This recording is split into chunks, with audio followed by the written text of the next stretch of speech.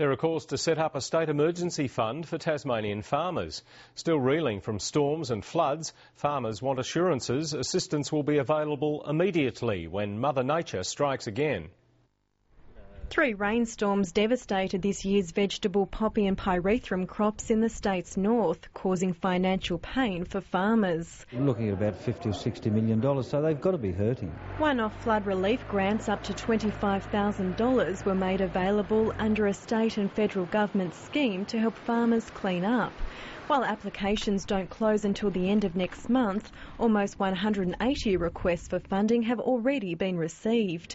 Northwest farmer Graham McKenna was a successful applicant. In the past, we've usually had a situation where one crop will be up and another one will be down, and things seem to compensate. But this particular year is probably the first that I can remember when most crops are all down.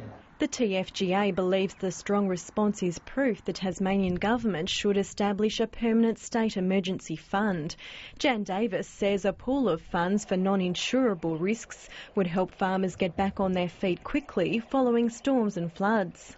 To do things like clear damaged bridges, to get the fences up so you can keep the cattle off the road, to get gravel off roads, to do all the sorts of things that you need to do to be able to stand there and say, OK, now I can see what we've got. The association has also used its annual general meeting to call for a strategic plan to be developed for the agricultural sector.